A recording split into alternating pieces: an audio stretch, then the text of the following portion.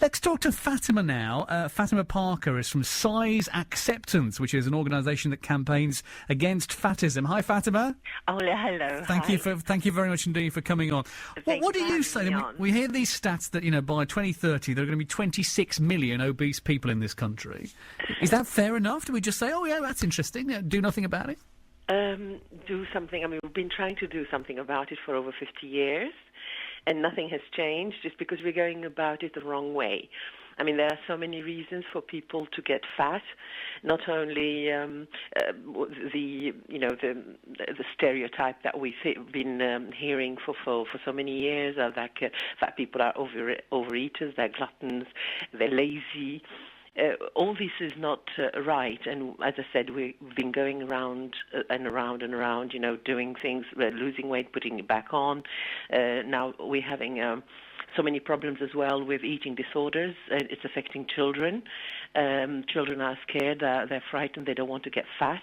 Instead of enjoying themselves and being active, they worry about their shape and how they look. So there's loads sort of hinterland to all of this, but let me just cut you to the chase. What do we need to do?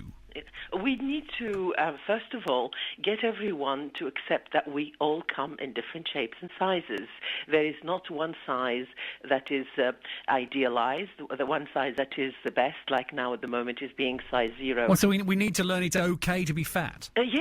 Yes, remove all the guilt and all the shame. But in some ways, though, I mean, in some ways, yes, but in some ways it's not okay to be fat. It is. I mean, why isn't it okay if it's natural? But, well, the reason why, I mean, I'm speaking as an overweight person myself here, the reason it's not okay is that you're more likely to kill yourself with heart disease, with cancer, with all manner of things. These are all scare tactics. You kill yourself. You see, we're confusing here, Andrew, the behaviour with the appearance.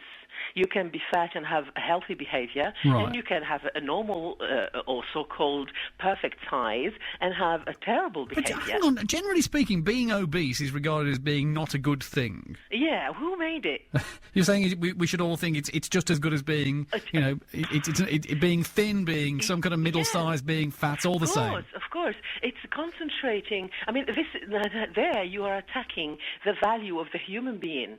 It means you are discriminating. If you're obese or fat or whatever color or whatever, you're no good. This is discrimination in the pure sense. I take from this then, Fatima, that when various ideas being put on the table to say, how do we stop the West Midlands, particularly where it's a real problem, getting fatter and fatter and fatter. We've had people saying, fat people should be charged for their hospital treatment if it's brought on by eating too much. You should have to pay more for bigger dress sizes because you've eaten too much. That's why you're that sort of size. You wouldn't be up for any of that.